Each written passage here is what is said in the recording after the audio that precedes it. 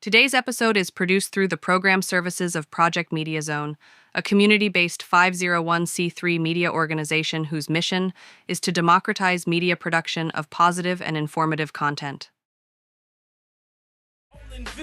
Even the Gun Hill, from Freeman Street to Prospect Avenue, Fordham Road, Car City to Elder Avenue, Valley Park, Eaton Wall to Bronx River, Bronx Deal, Soundview, S-Bar, baby. I'm boogie down like this Choke King, man. We go within the playground. Hey, everybody in podcast land. It is a pleasure to be with you again. This is episode number 21. I almost said 41. No, but it's 21. This is our 21st month. We've been doing this since February of last year, or last year, right? Already 21 months.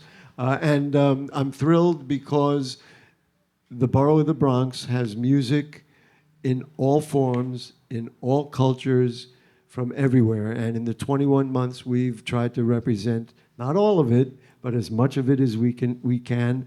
And this program is really thrilling.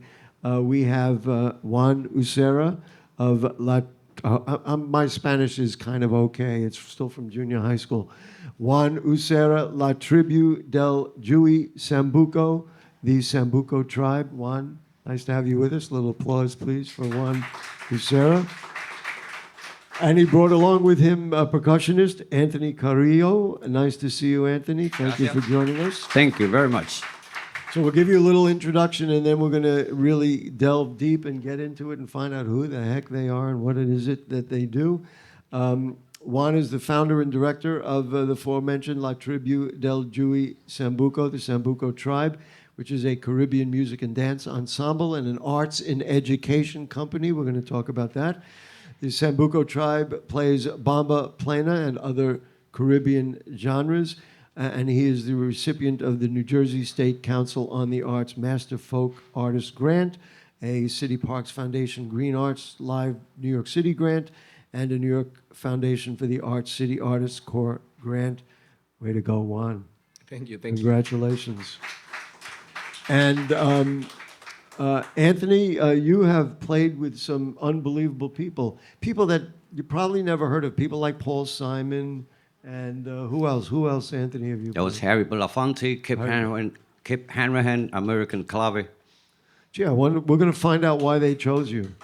You can move the mic closer to you if you want make it easier for yourself. Right. All right, let's start here. And this is a very Bronx thing to say. JUAN, you have played in Van Cortlandt Park. You are scheduled to play on Saturday, October 18th at 1 p.m. and Saturday, November 1st at 1 p.m. What do you like about playing in the park? Why the Bronx? Why Van Cortlandt Park? And what's the thrill? Well, first, I'm part of the Van Cortlandt Park community. I live in Riverdale, so that's my community. So you're well fed. Yes. Go ahead. So as part of the community, I try to bring my art to the community where I live. We work a lot with older adults.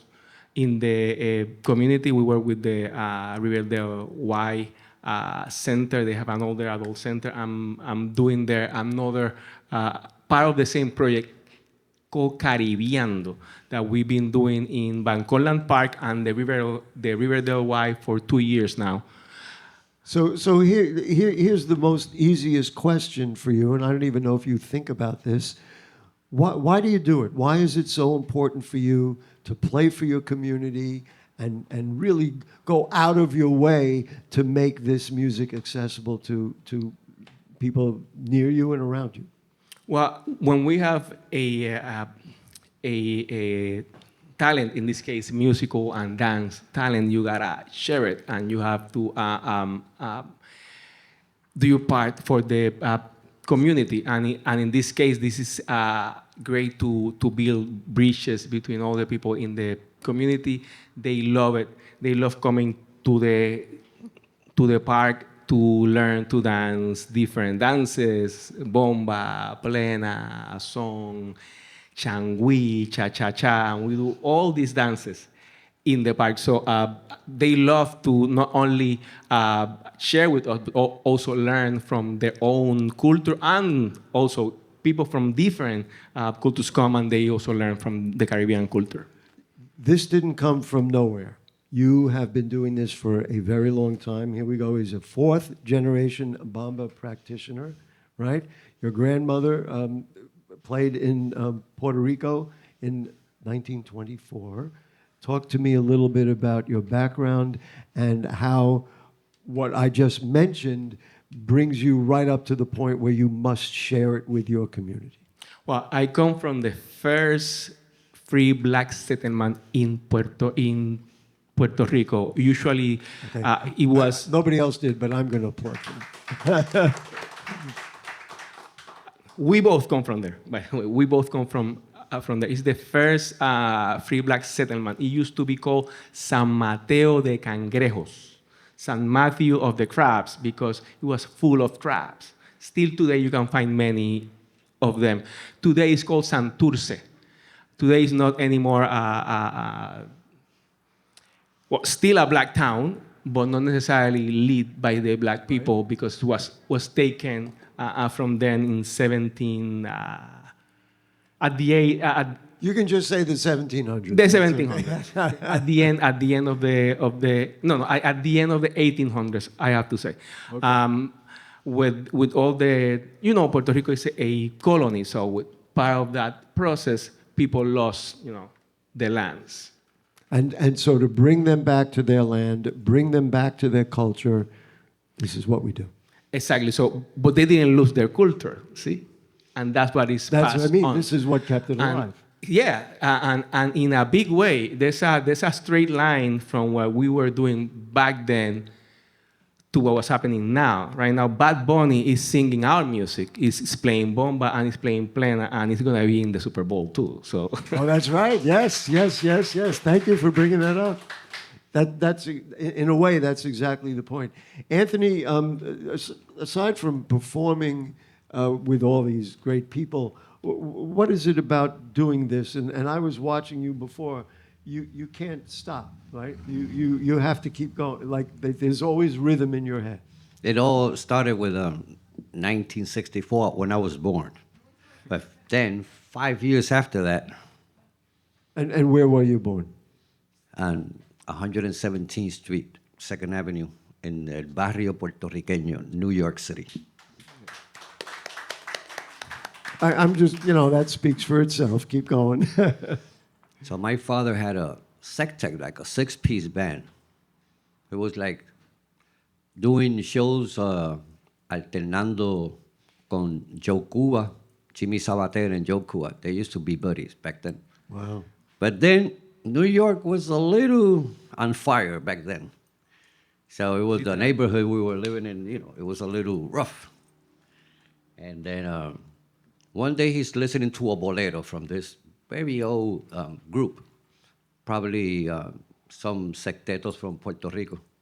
Secteto could be Mario Hernandez. He used to listen to that. And música campesina, country music.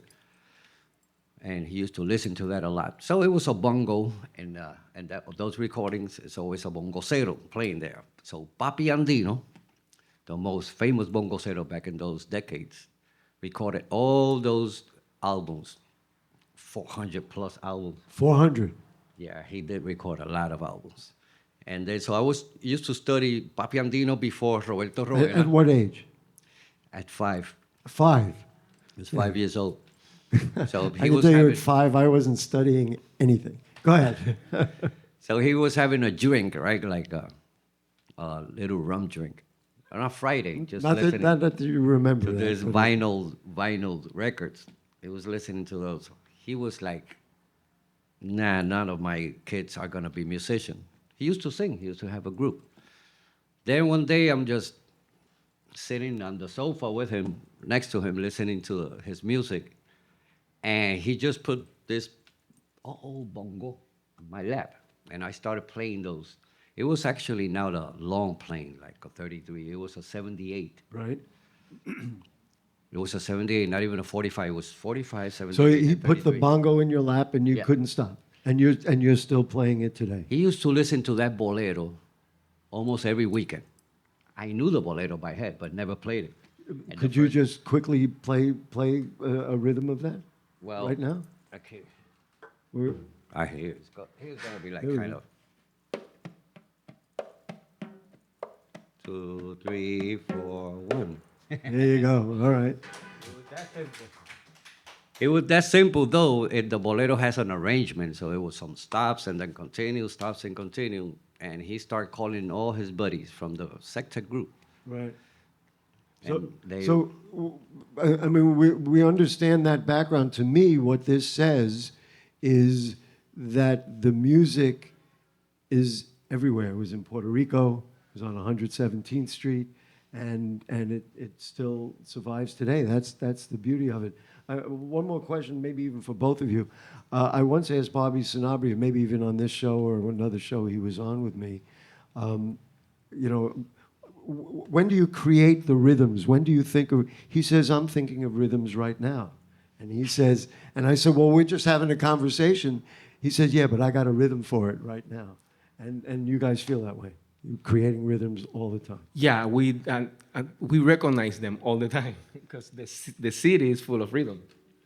Everything is sound and rhythm in the city. Juan, tell me about La Tribu del Juey Sambuco and the Sambuco tribe. So What is that? it's called La Tribu del Juey Sambuco. Wait, oh, I'm so sorry. It's like a. Boy, who's the gringo in the house? We It's know. pronounced with like a J, like an H. Yeah. H. Okay, H. sorry. The J sounds I like should an have H. asked you beforehand. Juey Sambuco. Okay. Juey. Juey, okay. Well, La Tribu del Juey Sambuco nace, it's born in 2000 when I used to work with los pleneros de la 21. That's a community organization from East Highland that's been working with Puerto Rican music for a long time. I used to be their main teacher in their community Saturday class. Plus, I used to perform in the band. But at the same time, I had my own career, right? Right. And that's La Tribu del Juey Sambuco. We've been doing arts in education for a long time. We go to schools. We do an interactive performance where we invite the students to come to the stage, dance with us, and learn to play the hand drums and the güiros, and they play with us. And this is all rooted in this original conversation that we just had about this music is important because regardless of everything else going around us, this is what will keep our culture and our lives and our spirit going, right? Yes, we have to continue doing this. It's like it's our identity. But you didn't do this just kind of like, okay, this is what I do. And now you, studied performance studies at NYU, where you received an MFA, studied music technology at the City College of New York Sonic Arts Center. Why? You can play, but there's more. Yeah, because but playing is fantastic. Being a musician is fantastic, but you need many other skills. You know, you need many other skills, so you have to go to school, and especially this music. This is black music, so in order for us to continue this music, we have to become the researchers of the music. So from a young age, I noticed that I didn't get the same information for my music that from other type of music. So I had to become a researcher. So I had to go to school and prepare myself to do that. It is just so infectious, and I have so much respect for the fact that you are simply driven to do it. You just can't not do it. Right? And so if there's more to learn, you want to learn. If there's more to play, you want to play. Let's do one piece. Explain, I don't know who wants to do it, but both of you want to have a hand in explaining what Plena is. Oh, Plena. Because that's what we're going to do first. Yes, Plena is in Puerto Rico. It's called the newspaper of the people, because Plena talks about what's happening, what goes on. So today, Plena would talk about what's going on in the country. See? We don't have enough time for that. But for And believe me, I got plenty to say. for example, to put it in the closest context, right? Your neighbor. So we have this plan about the dog of the neighbor. Carmelito has a dog. This dog, he goes and walks with the dog out without the dog on his leash. So this is a vicious dog. I mean, the dog is waiting to see you, to bite you. So we have to write a song for this. For the dog. For the dog and for Carmelito to tell him to. That's the concept of the lyrics type of thing. Okay. Now, the mix of the Plena, if we go to the beginning of the Indígenas Taínos, and then the Spaniards and the Black Americans, Afro-Americans, it's the mix, musically, it's a mix of, of all these different people that came to Puerto Rico after the Taínos. Los Españoles, and then the Africanos, and probably half century or century after that, of the mix of the Bomba, música típica, which is the country music, and it came to Plena. It was then a mix in Puerto Rico of for Indians, Spaniards, and Africans. Well, there you go. So here we go, ladies and gentlemen. It is JUAN USERA and Anthony Carillo, and let's do some Plena. 1, 2, 3 y amarra tu perro Carmelito, mira que me va a morder. Amarra tu perro Carmelito, mira que me va a morder. Amarra tu perro Carmelito, mira que me va a morder. Amarra tu perro Carmelito, mira que me va a morder. El perro de Carmelito es un perro sin igual. El perro de Carmelito a mí me quiere morder. Amarra tu perro Carmelito, mira que me va a morder. Amarra tu perro Carmelito, mira que me va a morder. Ay, qué perro majadero, ladra, ladra y no se calla. Ese perro majadero lo que quiere es que me vaya. Amarra tu perro Carmelito, mira que me va a morder. Amarra tu perro Carmelito, mira que me va a morder. Ay, amarra ese perro Carmelito, mira que me va a morder. Amarra tu perro Carmelito, mira que me va a morder. Amarra tu perro Carmelito, mira que me va a morder. Amarra tu perro Carmelito, mira que me va a morder. Ay, amarra tu perro Carmelito, mira que me va a morder. Amarra tu perro Carmelito, mira que me va a morder. Amarra tu perro Carmelito, mira que me va a morder. Amarra tu perro Carmelito, mira que me va a morder.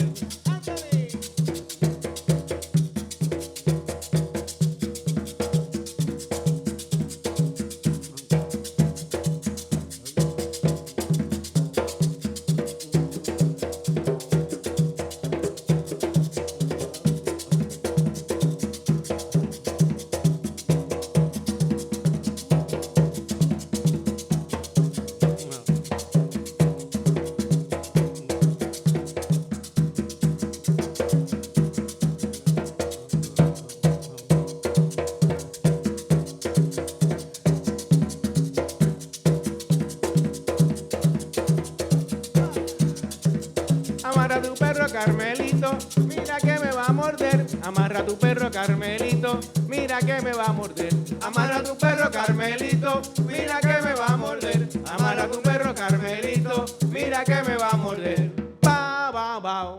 Ay, mira cómo la del perro. Ba, ba, ba. El perro dice wow, wow. Ba, wow. Ay, mira cómo la del perro. Ba, wow. El perro quiere morder. Wow, wow, wow. El perro de Carmelito. Wow, wow, wow. A mí me quiere morder. Wow, wow, wow. Ay, pregúntale a mi mujer. Wow, wow, wow. Que ese perro es de joder. Wow, wow, wow. El perro de Carmelito. Wow, wow, wow. Me ha cogido de palito. Wow, wow, wow. Y ahora me quiere morder. Wow, wow, wow. Ese perro es de joder. Wow, wow, wow. Wow, wow, wow. Wow, wow, wow. Wow, wow, wow. Wow, wow, wow, wow, wow, wow, wow. Wow, wow, wow. Wow, wow, wow. Amarra tu perro Carmelito, mira que me va a morder. Amarra tu perro Carmelito, mira que me va a morder. Amarra tu perro Carmelito, mira que me va a morder. Amarra tu perro Carmelito, mira que me va a morder. Bow, wow, wow. Vaya. El perro de Carmelito. I am really glad that you explained the whole bow wow wow thing, because I was like, that's so it really was written around that. My Spanish not that good. There are many people who it's not that good. Is there anything else in the lyric that is interesting for the people who don't speak Spanish that we want to know about? Yes. This is the dog of Carmelito. So the song talks about what the dog is doing. The dog is a very loud dog. He barks a lot. He don't leave you alone. He jumps, he jumps the fence whenever he can to your side of the house. So it is a nuisance. This dog is It's annoying. something Yeah, else. Something I get else. it. All right. I'm curious how much is actually improvised, because it seems like it's almost like a written score, even though it looks somewhat random. So how much is written and how much is planned, because you're obviously in coordination with each other? Well, for this song, we have a specific arrangement. You do have an arrangement. That we use with the whole band. See, with guitar, bass, piano, Right. and all that. But when we are by ourselves, then we do it unplugged. So it is done while we are doing.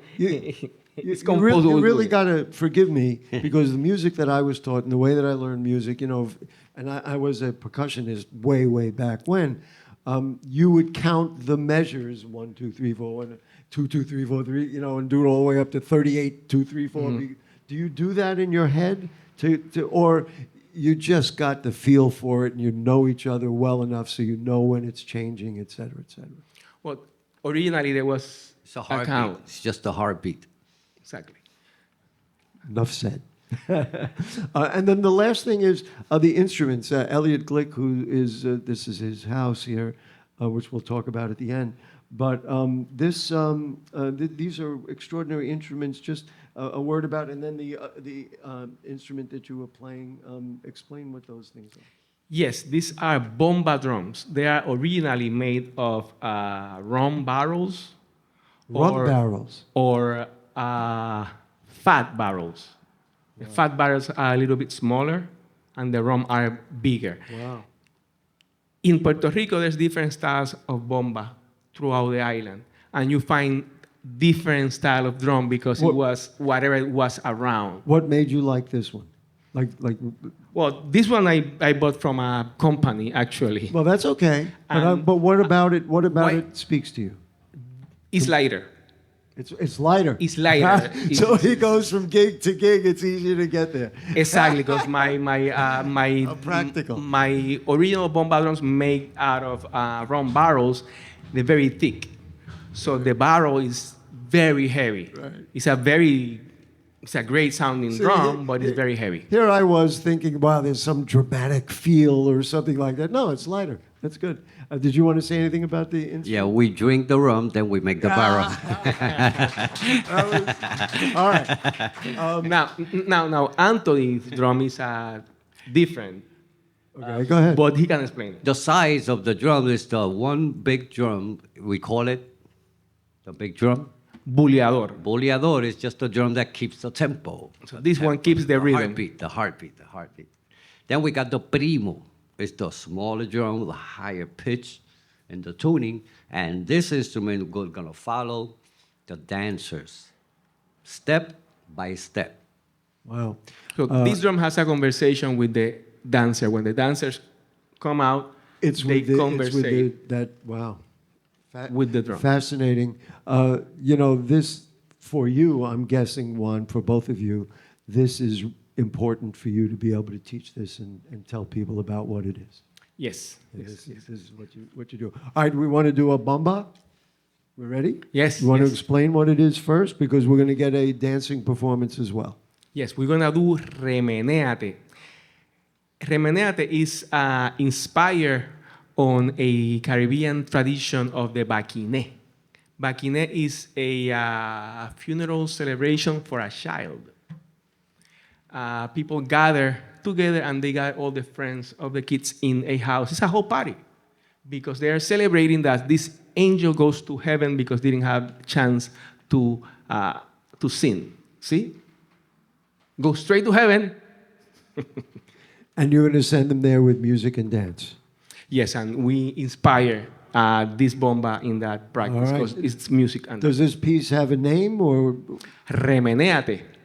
ladies and It's gentlemen, move. JUAN USERA and Anthony Carillo.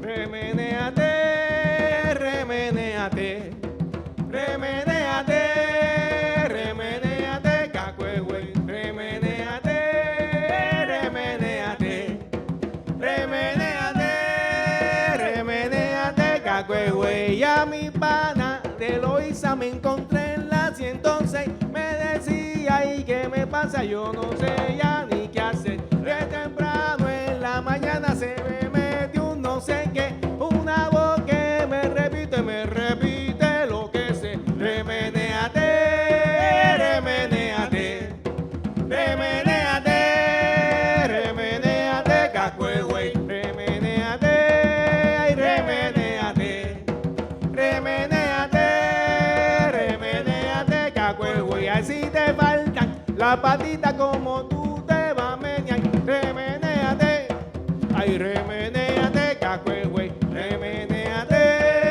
remenéate, remenéate, remenéate, cacuehue. Ay, si no tiene corazón, remenéate, cacuehue. Y si no tiene la patita, remenéate, cacuehue. Si no tienes, ay, remenéate, cacuehue. Y si no tienes un amor, remenéate, cacuehue. Remenéate, remenéate, remenéate, remenéate, cacuehue. Remenéate, remenéate, remenéate, remenéate, cacuehue. Remenéate, cacuehue. Remenéate, cacuehue. Remenéate, cacuehue. Remenéate, cacuehue.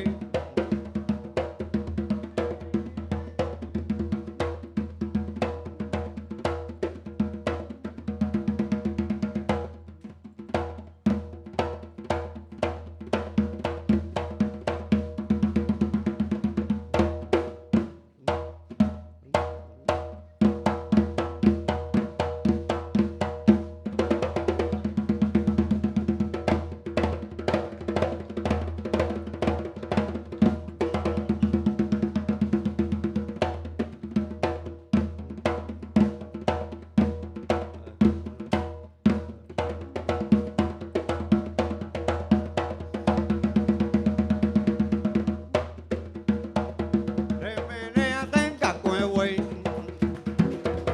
Remenéate, cacuehue. Remenéate, cacuehue. Si no tiene corazón, remenéate, cacuehue. Ay, si no tiene dinerito, remenéate, cacuehue. Ay, si no tiene, ay, remenéate, cacuehue.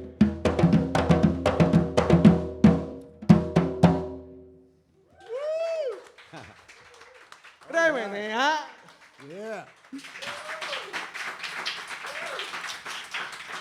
You know, I've heard this in a lot of music of this style and a lot of Latin music, is the repetition. It's almost like chanting in you would in a church or something like that.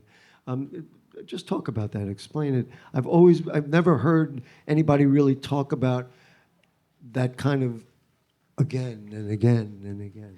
It's funny that you mentioned church because there's a lot of call and response here. That's what I was referring. I mean, that's what it sounded like to me. Yeah, it's a call and response, but it's also the ability of repeat the same phrase changing a little bit, changing a little bit, changing a little bit. This is the art of doing that, of playing with the melody, changing very little. Anthony, how long do you have to be playing with somebody to be able to non-verbally communicate what you're doing? So It depends on the drum. There's a drum that we call tambores bata from Africa, but we learned the Cuban formula. And once you learn the secret 22 tambores that we've been working on it so much, I can play with anybody. It happened to me. I went once to Venezuela, 1990 something, and then we met some other group of tamboreros de bata, and then we started playing exactly how we learned it with our teachers, different teachers, and we were able to communicate. That's on a organized fraternity-wise drummers, which is a fraternity. Then you got to learn all these kind of stuff. Musically, in order to be playing in front of a Santeria throne. When it comes to a jamming environment or setting, it takes just the starting point. The first heartbeat is going to settle the whole energy. And then it just goes on and on. It's like a mantra, like a Buddhist mantra, like a nam building. Thank you for saying that, because that's exactly what I couldn't find the words. That's exactly but what our I thought mantra it was. is a different thing, but it's still we keep that. And it won't change it. It can be playing there for days and days, and there's like an energy that connects to something that it makes us. And what you just did there for about 8 seconds, all of a sudden, It settles it. defined It settles it. Wow. Right away. Yeah. Absolutely fascinating. I want to just talk about the Juey Sambuco tribe and the band, because we're going to play a little video, and we'll be able to play. We'll play the audio here for people who eventually watch it on YouTube. They'll be able to see it. So let's see. When was this? This was. Hold on, I got it here. This is a video. You know which video it is, right? Yes, I think this is the video for our performance for Green Art Lives at the Roberto Clemente Plaza in the South Bronx. Yes. That's why I selected it, because I said if it's Bronx and that's where it was performed, that's what we got to show. So Elliot and George, let's let her rip.